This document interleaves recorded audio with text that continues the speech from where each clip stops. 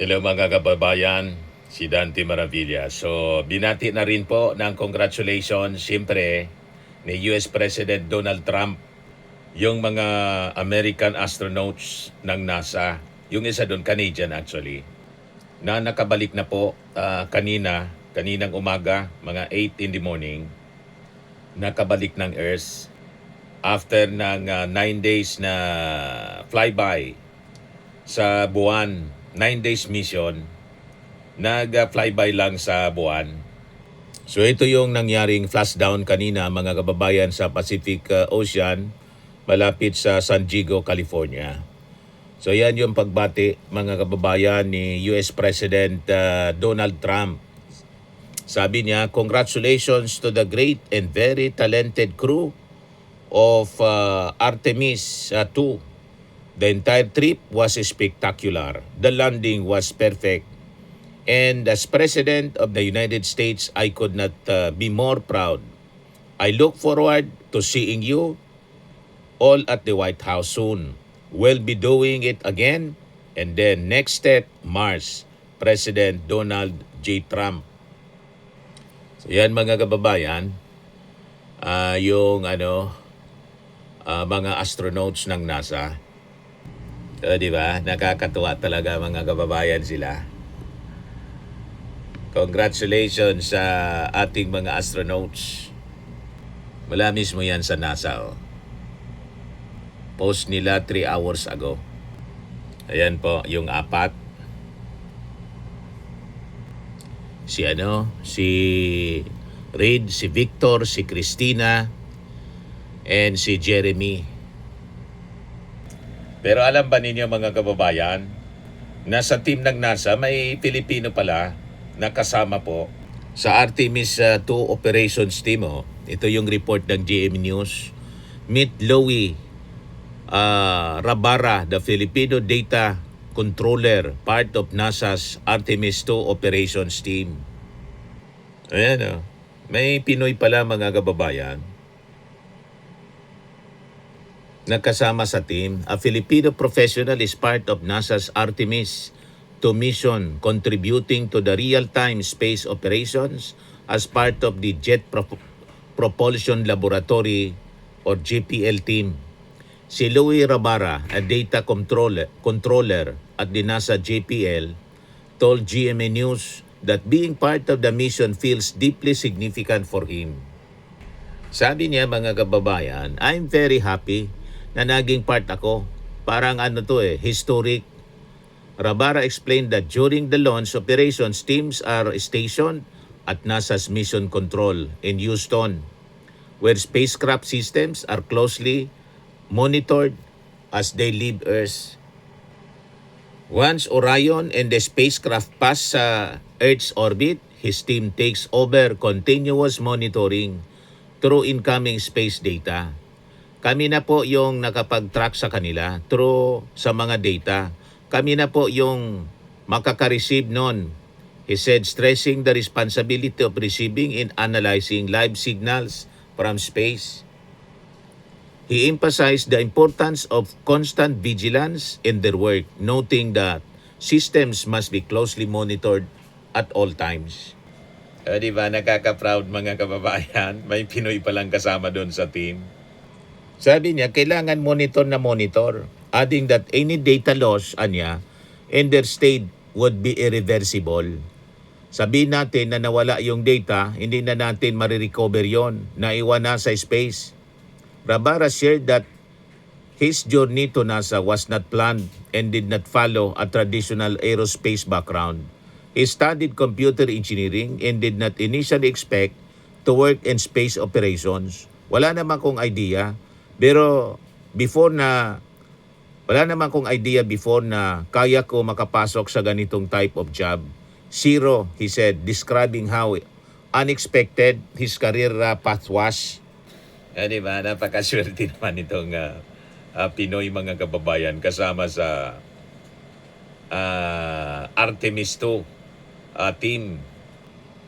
His opportunity came after working in the US in connecting with NASA contractors through earlier roles, eventually leading him to GPL and mission operations.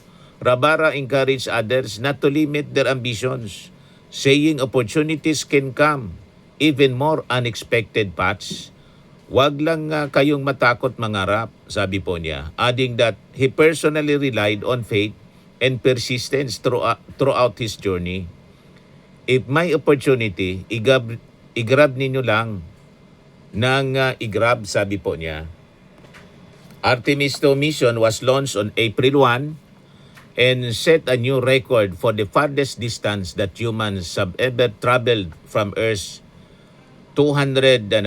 52,756 miles or 406,771 kilometers.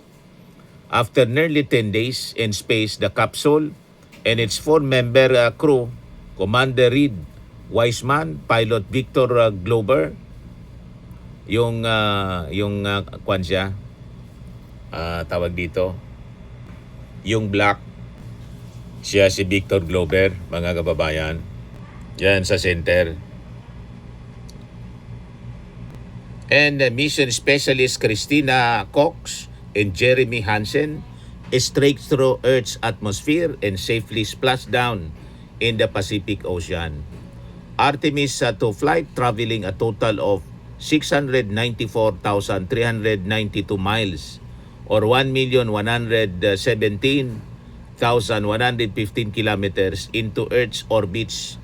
Any climactic lunar flyby, some 4,000 miles from its surface, was the debut crewed test flight in a series of Artemis missions that aim to return astronauts to the lunar surface starting in 2028. Babalik sila doon, mga kababayan, para sa mga future missions. O, di ba, nakakatuwa, mga kababayan, itong pinakahuling misyon ng NASA. Kasama dito sa team na to, mga kababayan, si Lowy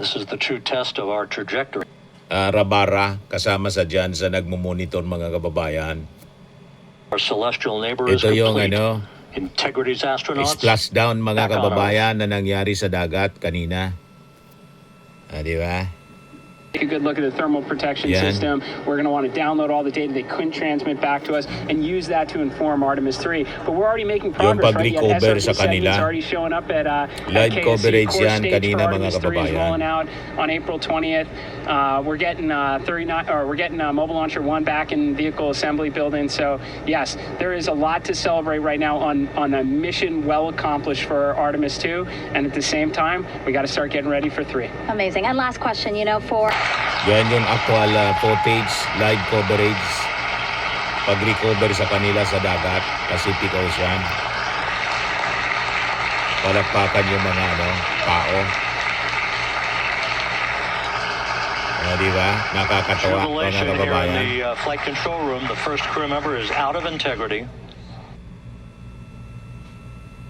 Yan yung pag-retrieve sa kanila ng helicopter para dalhin doon sa US ship.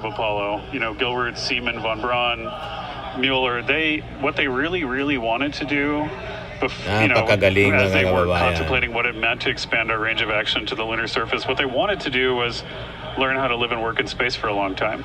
Live they siya wanted to do kanina. that first before they were confident they could expand their range of action to the moon. Now, of course, the politics of the time and the mission at the time was different, and so they had to go straight to the moon and bring people home. And then after that, the program kind of lost its momentum. Tapos nilipat sila sa US ship. Yan siya linipat kanina. Yan na sila, mga kababayan. Di ba? Amazing people. Very historic event, mga kababayan.